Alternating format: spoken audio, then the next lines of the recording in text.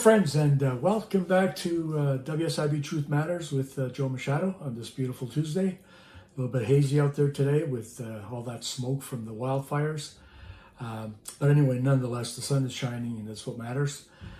Just wanted to do a quick video. I'm going to cover two things. One of them is my favorite topic, which is how benefits get paid, how they get issued, and all that dancing around they do and behind the scenes to try and minimize how much they pay you. And the other one, as I lead up to my 50th video on Thursday, this coming Thursday, I had indicated yesterday that each day I'm going to give you a little bit about what I believe the WSIB has taken from you that they shouldn't have. And this one goes back to the beginning, probably about 1990. But anyway, let's start with the payments. So the bottom line when it comes to payments, a lot of people probably don't know this. I mean, why would you, unless you're involved in the business? But adjudicators, they have very little power when it comes to making payment decisions, or I should say case managers. Yes, they're the primary handlers of the case, and they're the ones that are authorized to make decisions in a claim.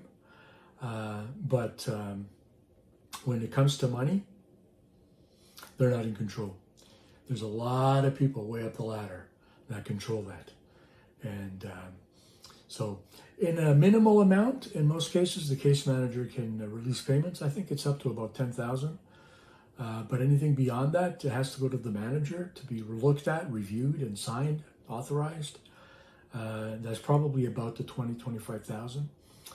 Above that, it has to go to the director and or the director's business manager or assistant. Anyway, somebody in the director's department has to review it again and decide whether or not they're going to release it.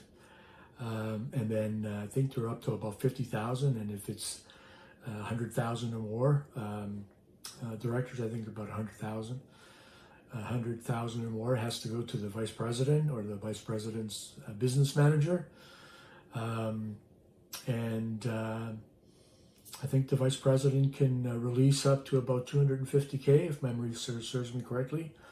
And then it goes to the chief financial officer and up to the president. I've had it all the way up there for clients in the past. But the bottom line is it gets you thinking. Are they making decisions, payments, issuing money based on the law and your entitlement to those funds? Or are they issuing payments based on how much the amount, how much the check is? I don't know. I have my own opinion on it. I'm sure that if you're looking and reviewing this for the first time and this is new to you, you're probably going to form your own opinion as well. But either way, I think that it has a lot more to do with how much the payment is. Yeah, I understand checks and balances, but they've got people in the Treasury Department that have the ability to, I mean, these are people that deal with numbers all the time. And they should be able to authorize these payments so that there's minimal release or minimum waiting for the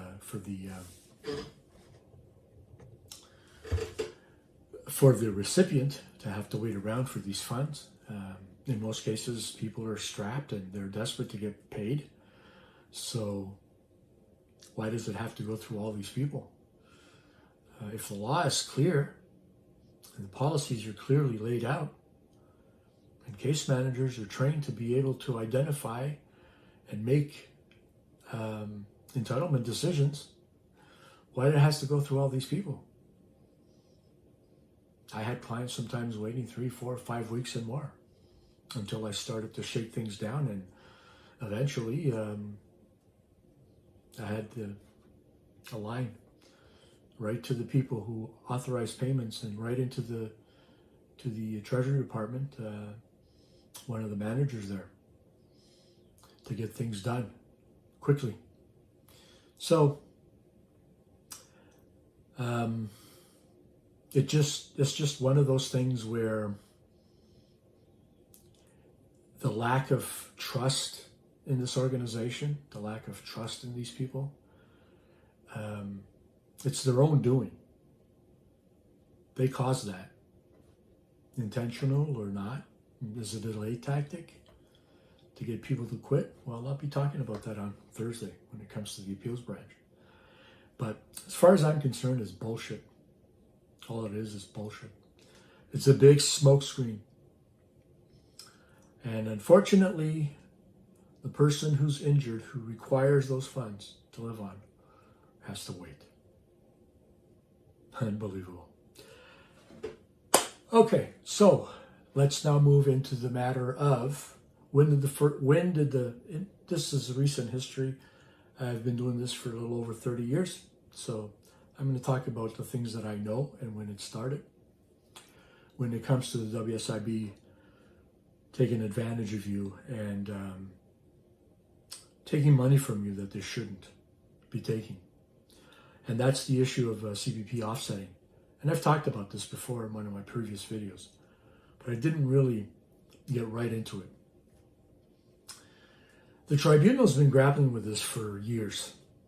I've looked at hundreds of decisions over the years, and they've kind of danced around it. Is it a cop-out that they allowed the WSIB to do this? Or is it just one of those scenarios where they, I don't know, maybe they thought there was a path of least resistance?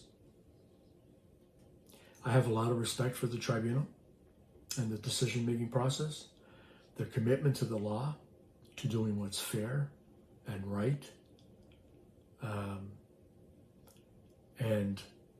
But they're grappling with this one.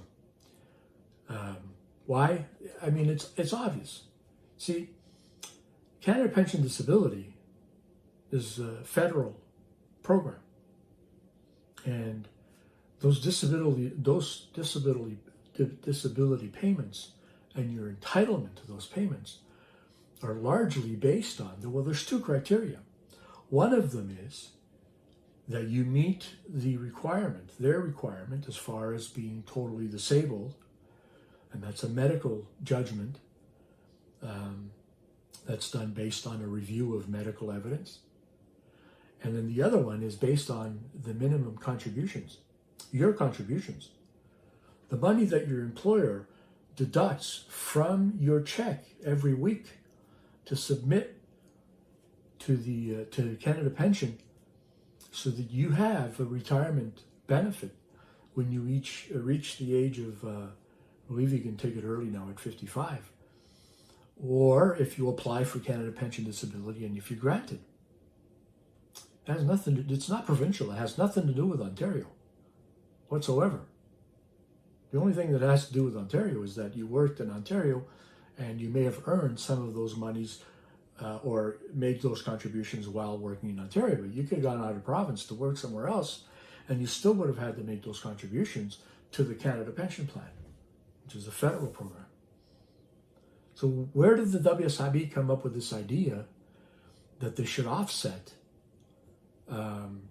whatever you receive from Canada Pension Disability from your WSIB payment? They're digging their hands in your pocket. They shouldn't be doing that. They've been allowed to do it. And like I said, the tribunals they've danced around it. And if you want to just do a quick query, you look at WSIB, WSIAT decisions dealing with CBP offset, and you're going to see a lot of them where they're kind of just, it doesn't seem to me that they're really happy with giving that kind of power to the WSIB. And they shouldn't have. So, and in some cases they call it earnings. They're not earnings. You didn't work to earn that money. You earned that money because you made contributions, and now you get it as a result of your disability. It's not like you're going out every month and you're working, and you get a check every week or, bi-weekly or monthly or whatever for working. No. They had this creative idea. At first they were taking 100%. Then they said, well, we're not going to do that anymore. We're just going to take a percentage. And anyway, it's nonsense. And it's wrong. So, and it started right around 1990. So we're giving some serious consideration in bringing that issue under our class action lawsuit.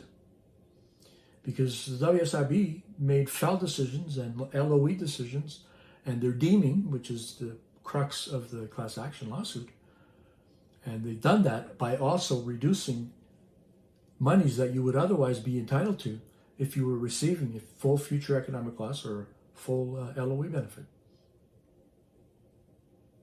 Because there are people who receive a full future economic loss benefit and they didn't get any CBP money taken off their check.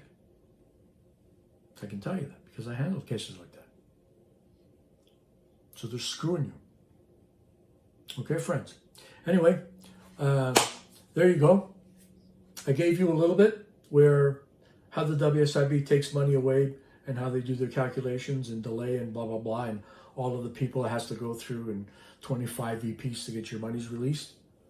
And then the other way where they're just flagrantly taking money off your check.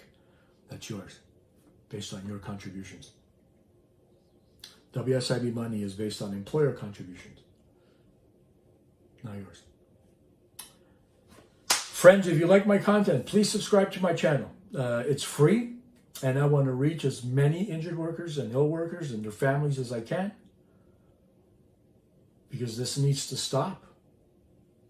And I want to continue to do these videos, and I will continue to do these videos. I'm reaching 50 in 2 days, in just a little over 2 months. And I've got lots of content that I want to share with you that I know will help you with your claims.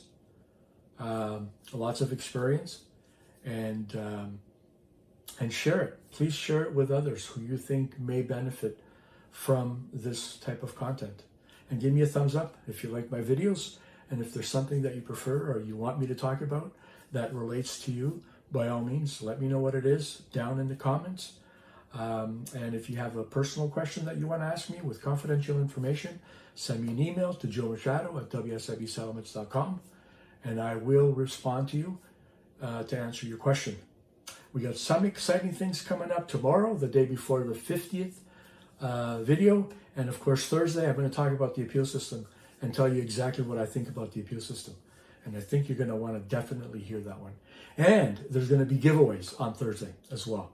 So some pretty cool stuff. All right, friends. Anyway, thanks for taking time to tune in, to watch this video. And please share it and have an amazing evening. Take care.